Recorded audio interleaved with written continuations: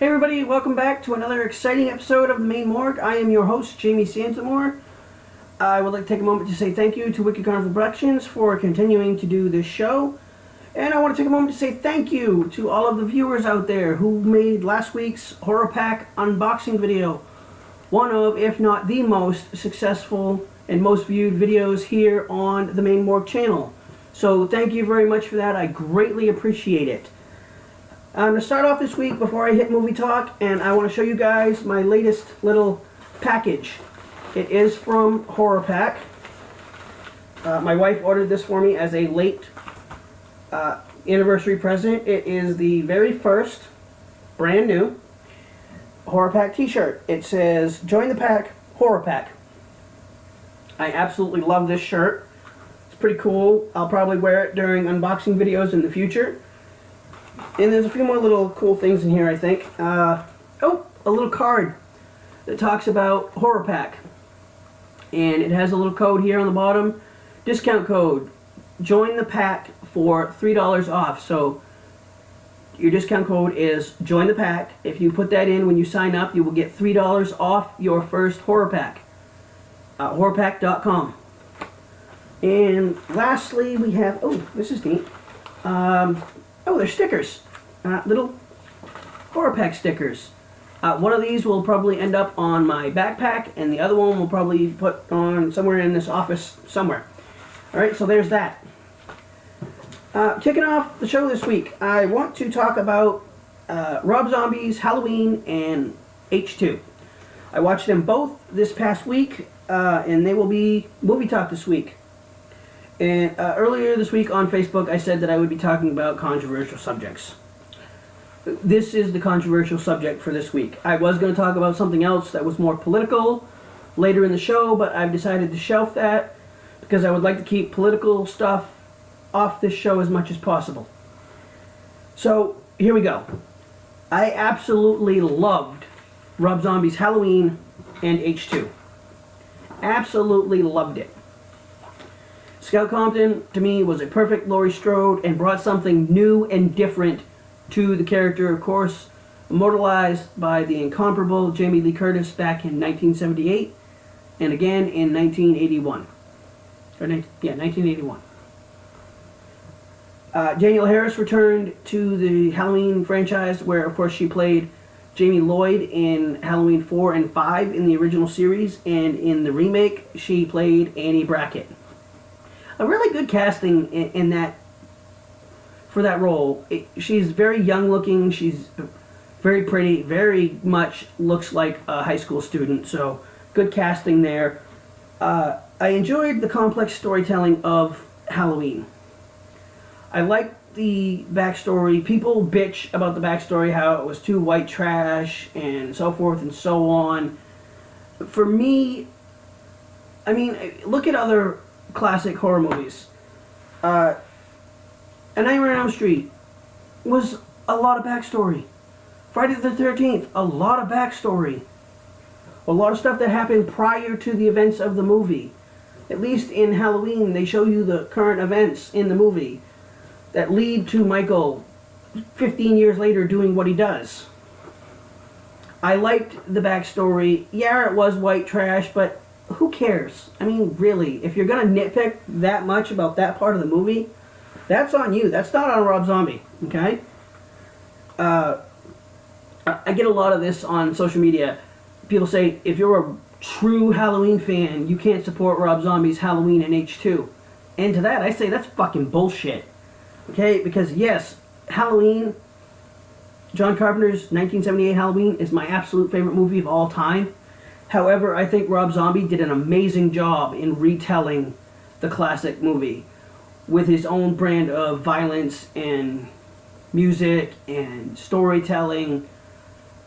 And I think that's what bothers fans the most. He modernized Halloween, which I think is what a remake should be. You can't make a 1978 style movie in 2007 and make it work. I mean, yes, House of a Thousand Corpses worked. Yes, The Devil's Rejects worked. But I think a lot of that had to do with the way they were shot. I don't think you could shoot a Halloween movie with all the suspense and build up and have it be as successful as Rob Zombie's Halloween was.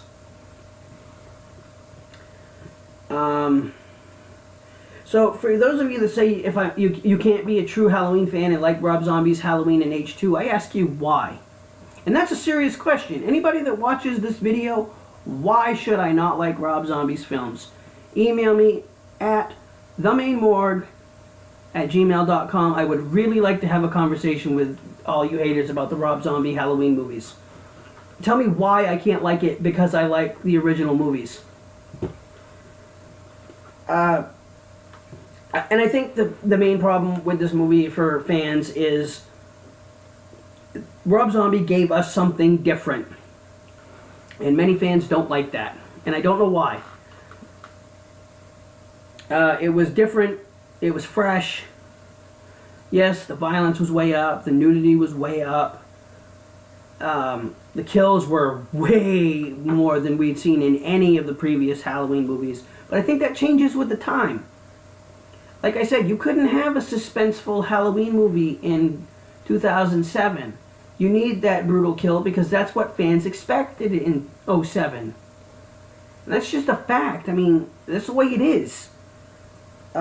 Christina Kalibi, I apologize if I said that wrong. She's an amazing actress. Her doing full frontal nudity was very bold, well placed.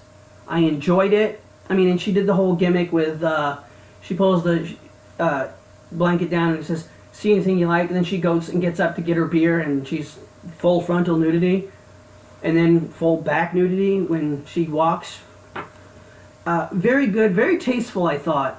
Because, I mean, that's what somebody would do. They wouldn't pick up the blanket and walk across the room. Why would they? They're in a house all by themselves. So I thought that was really well done. Very well shot. Very beautiful. You know, this is the other thing. Michael Myers in Halloween was what, 6 feet tall? Maybe. Pushing it, 6'2", maybe. I don't know how tall Nick Castle is. Taylor Maine is legitimately either almost or is 7 feet tall. He's a tall motherfucker, okay? That is more scary to me than a 5 foot something Michael Myers. Now you think about a 7 foot Taylor Maine running after a 5 foot Laurie Strode or Scout Compton. That is fucking scary. Any of us would shit our fucking pants if Taylor Maine was dressed as Michael Myers chasing us down the street with a fucking kitchen knife. We'd all shit our pants. And again, that's just a fact.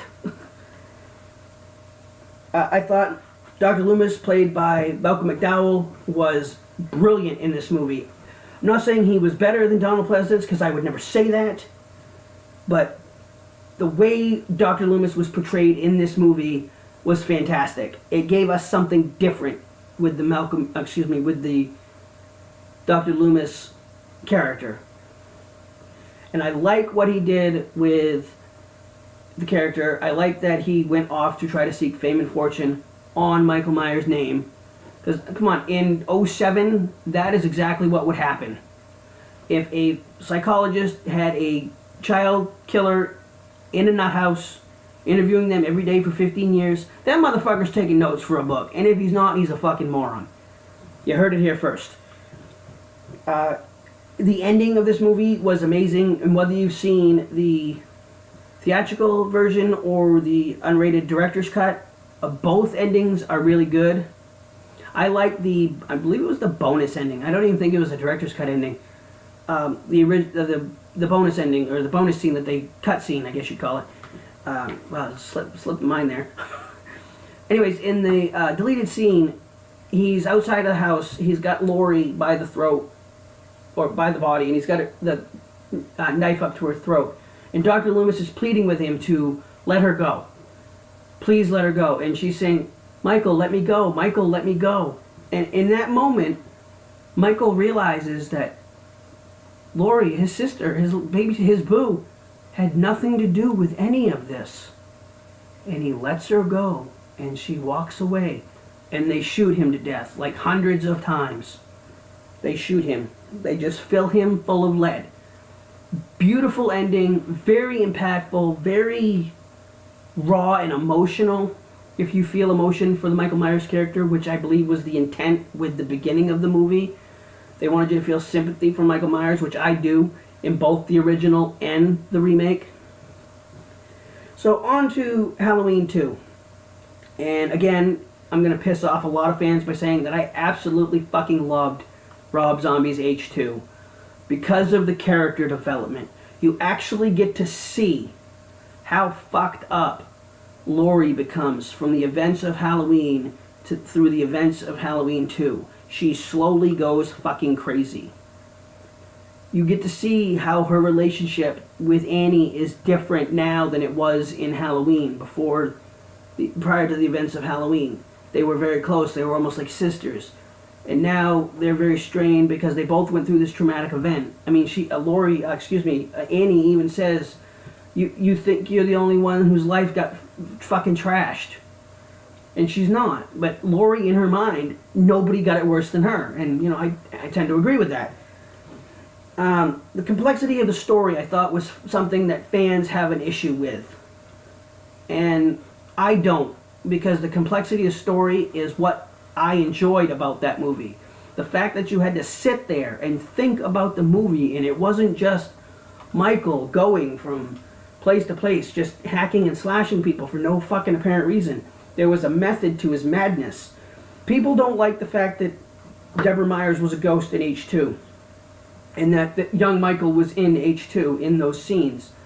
It shows the complexity and the level of trauma that Michael experiences on a daily basis.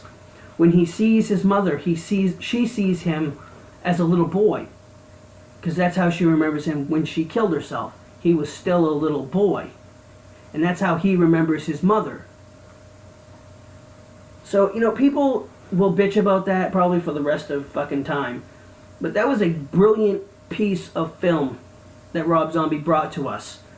And it's not Michael Myers just slashing and hacking up people in Haddonfield. And I think people that want that type of movie aren't going to get that from a Halloween movie because of the changing of the times. And, you know, that's something that I struggle with as a filmmaker, because I like that old style of build, build, build, build, build, kill. Build, build, build, build, kind of cool off, build, build, build, kill. But nowadays it's just bang, bang, bang, kill, boom, boom, boom, boom, kill, boom, boom, boom, boom, kill. There's no great storytelling. And I really think H2 was brilliant storytelling by Rob Zombie. The White Horse is something that pisses fans off. I enjoyed it. And come on, people, if you get to the theater on time, or if you pop the DVD in, watch the beginning of the movie. The fucking White Horse is fucking explained. Just like the title card in the beginning of Halloween, the quote from Dr. Loomis explains a lot about the movie. The beginning title card of H2 tells you what the fucking White Horse means. There's not a lot of fucking confusion, and they tell you again in the fucking therapist's office. By the way, Margaret Kidder was amazing in this movie for the little role that she had. I very much enjoy Margaret Kidder in this movie. Played a great therapist. I love the scene where her and Laurie just butt heads finally. Very well done on both actresses' parts. But the White Horse is explained, not once, but twice in this fucking movie, and people still bitch about it, like they don't understand it. Pay the fuck attention. Alright. The way Laurie finds out that she's really Angel Myers, rather than somebody telling her face to face or her reading it in a newspaper, she reads it in Dr. Loomis's book. And she has a fucking mental breakdown right there in her car. And I love the commentary on this, because if you watch the movie with the commentary on, Rob Zombie is explaining that they were really hoping that she didn't destroy that book because it was the only fucking one they had for that scene.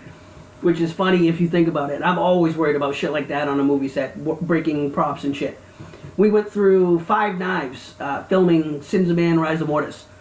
So anyways, we learned to use better knives in Sins of Man 2. You'll see when you see the movie. Getting back to Halloween 2. Her reading that book and finding out who she really is really plays on her fucking psyche. Because now she's like, oh my god, now it all fucking makes sense.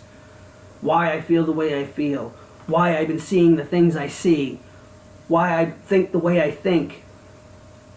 And she goes to her friend's house and she says, "I'm not me." And her friend goes, "Well, then who are you?" And she's like, "I'm Angel Myers, Michael Myers' sister." It clicks for her. She's like, "Oh my God, I'm fucking crazy. My brother's a serial killer. That's why he was trying to get me a year ago or 2 years ago, depending on which version of the movie you've seen."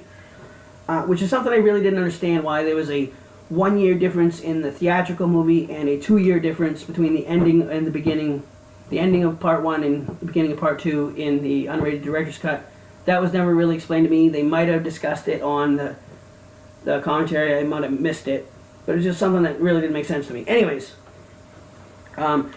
if you watch this movie and can have an objective point of view for the entire viewing of the movie, you see Laurie, or Angel Myers, slowly go down that road to insanity, just like her brother. And that's the whole thing with them coming home and being a family again. She has to die for them to be a family again. The kills were way more brutal in this movie than the previous, even in the previous film, and way more brutal than anything in the original series. And again, that's the changing of the times. The ending, I thought, was great in both the theatrical and director's cut.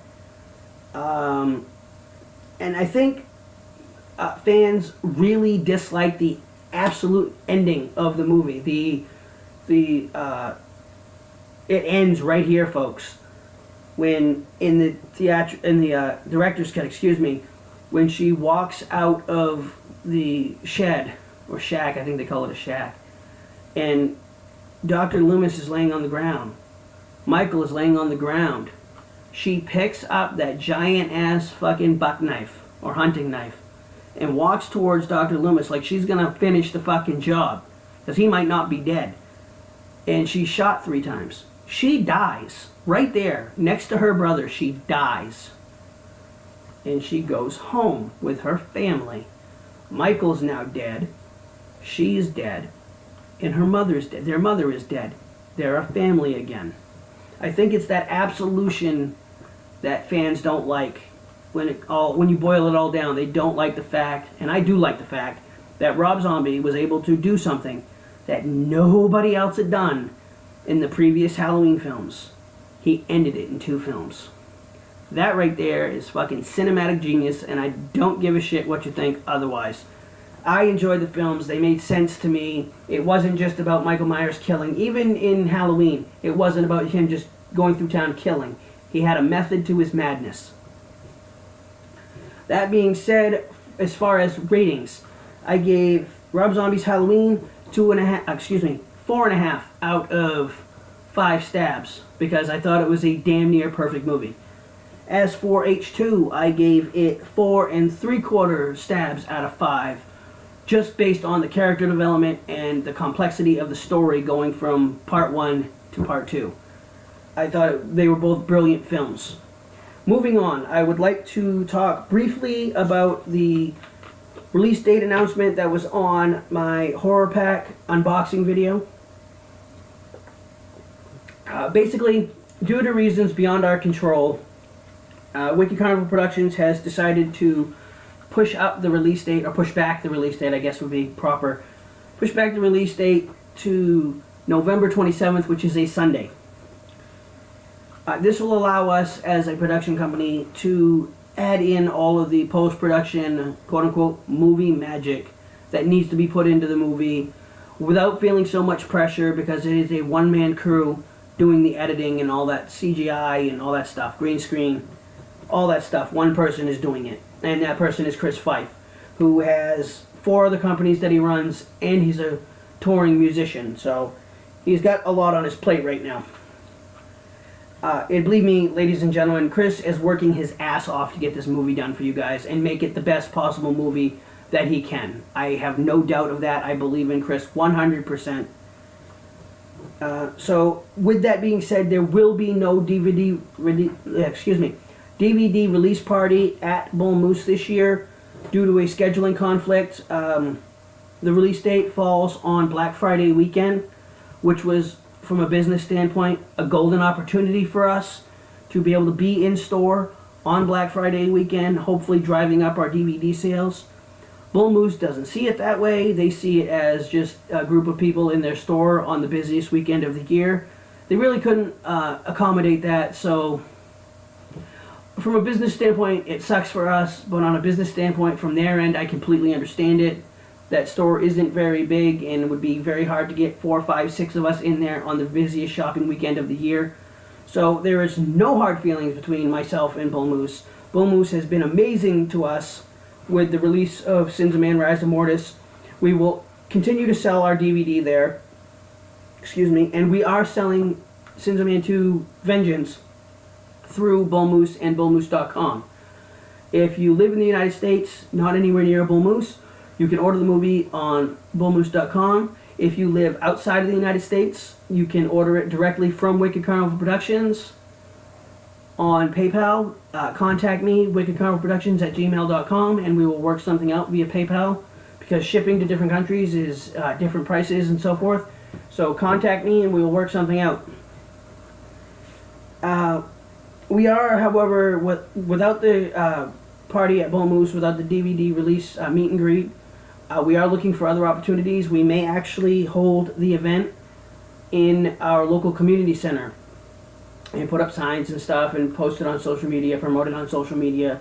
My cast is actually very social media savvy, and I think it could really work in our favor in terms of DVD sales.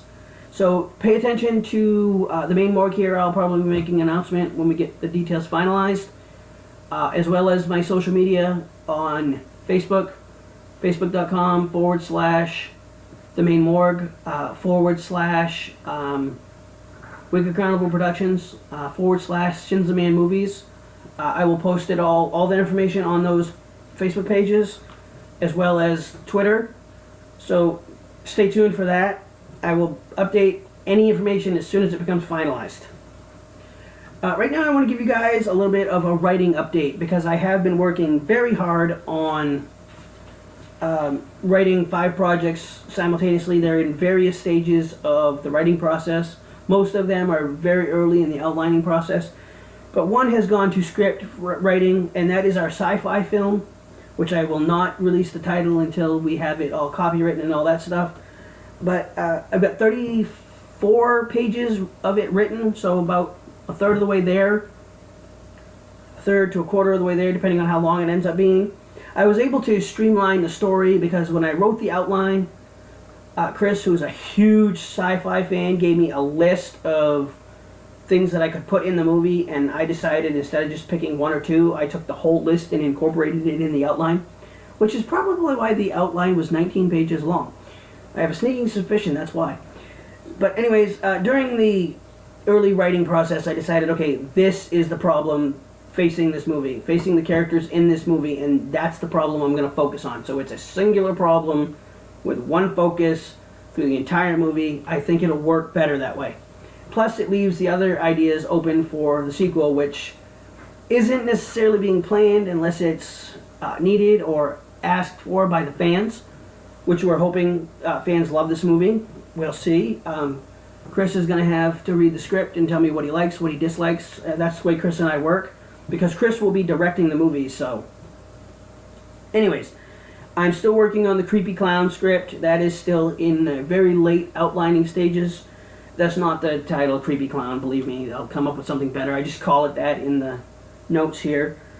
I've spoken a couple times on the show here about stepping out of the horror slasher genre and branching out into things like sci-fi. And, you know, I want to do that, but I never want to get away from horror completely. And I was thinking about it just the other day. I mean, you think about Alien and Predator. Those are action movies, those are sci-fi movies, but they're also, if you think about it, there are elements in horror in both of those. Because of the monster and because of the aliens. Because of the Predator in that movie. It's very much a horror movie. And I think I could write action movies that have a little bit of horror in them, and I can write sci-fi movies that have that little bit of horror in them. So I never really get away from horror without putting horror in the movie somehow. Knocking my notes all over the place, people.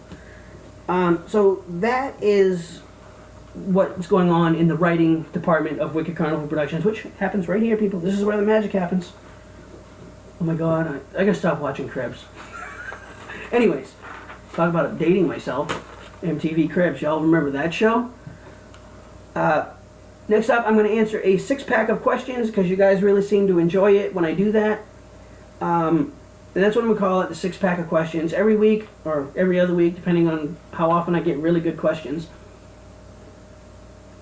I'm going to answer 6 questions every week, or every other week.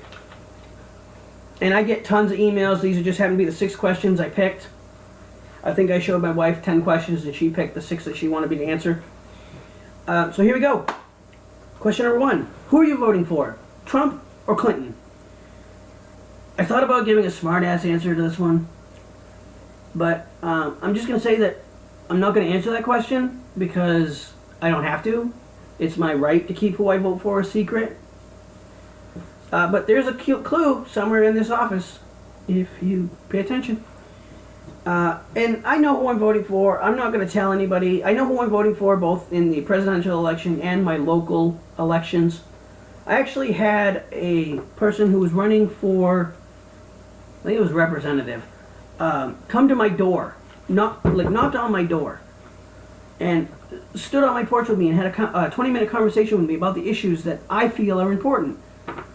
And he's an independent, and after the conversation, I looked him dead in the eye and I said, "You have my vote." His name is Walter Reisman. And I said, "You have my vote in November because you stood here and you talked to me like a person."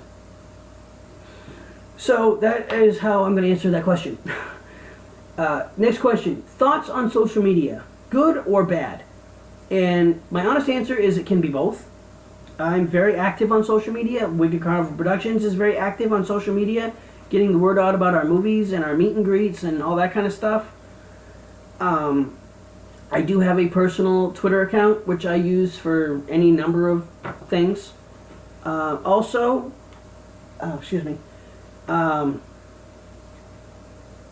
it's bad in a lot of ways because it's a way for people to just jab at people constantly, and I don't ever use it for that.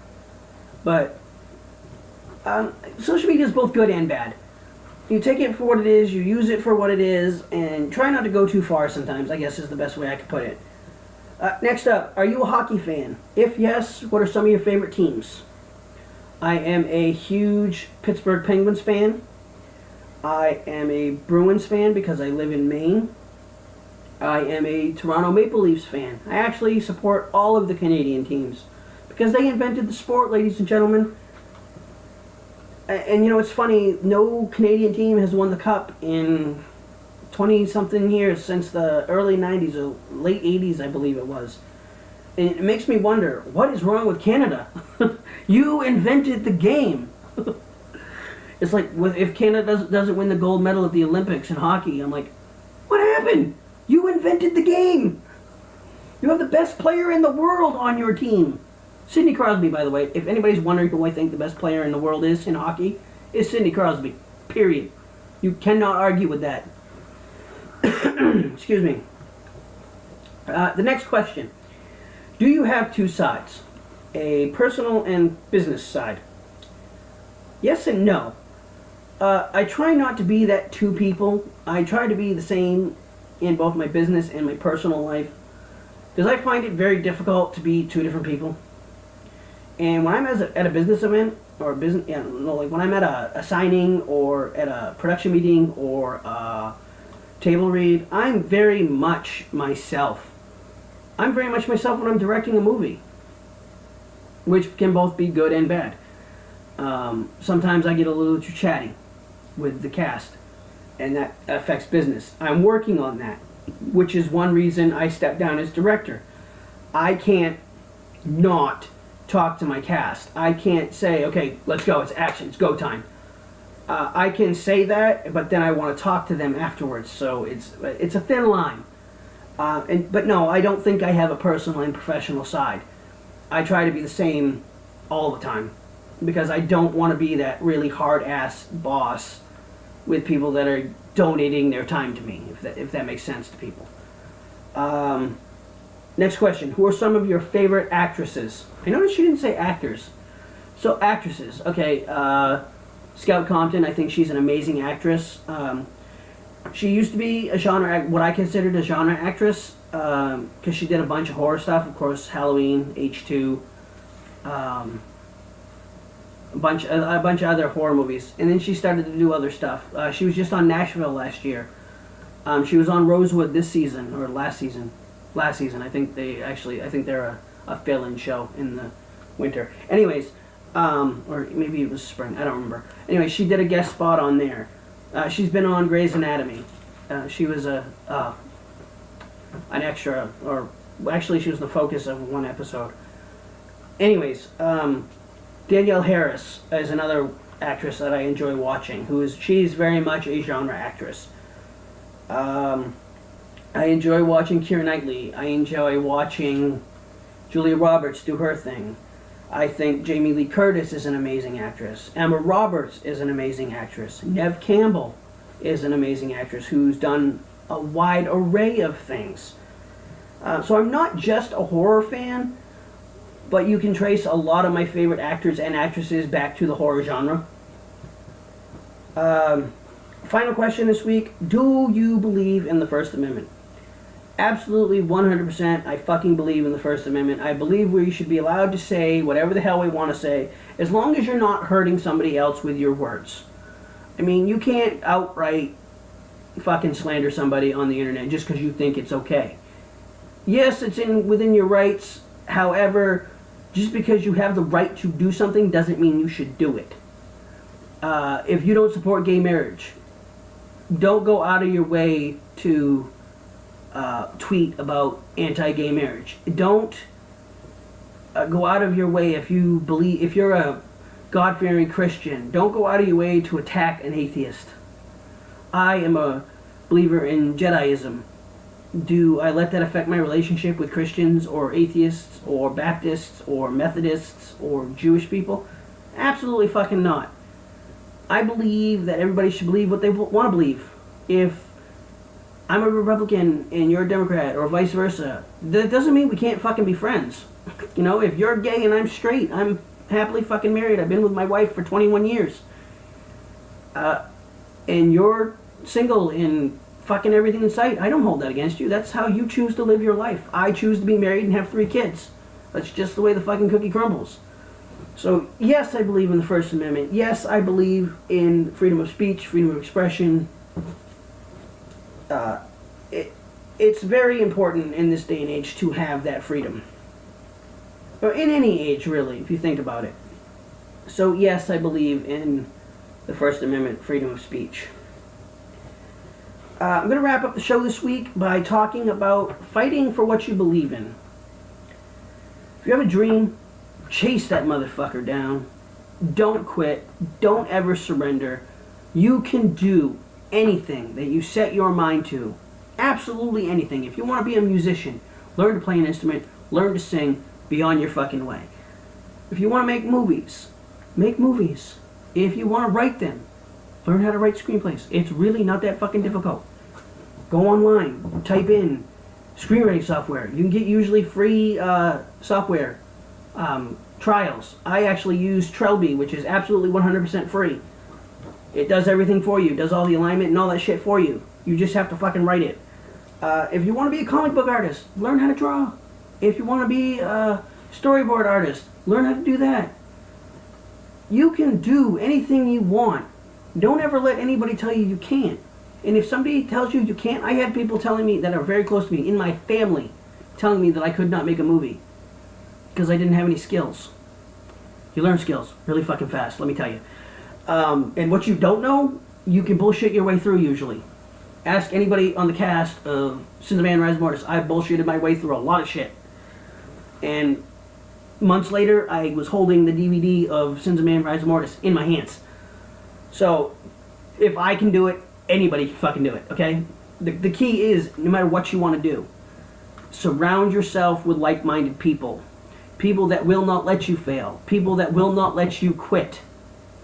Those are the people that are going to be with you through thick and thin and want to see you succeed more than you want to see yourself succeed. Or that's the way it feels at times. If nobody believes in you, Go that extra mile to prove that motherfucker wrong. Prove them all wrong. Because that's what, at some point, Sins of Man Rise of Mortis became to me, was proving everybody wrong. Because I have been doing it my entire life. And when I say my entire life, I mean since the day I was fucking born. I was 2 months early. Almost died twice. I've been a fighter since the day I was born. And that mentality has helped me through 38 years of life. I've never quit. I've never backed down. And I reach my goals. Surround yourself with like-minded people. You'll go pretty far. And when you want to quit, those like-minded people that you surrounded yourself with will push you across the finish line. Because they want to see you succeed just as much as you want to succeed. And the last thing I'm going to say about this is never say never.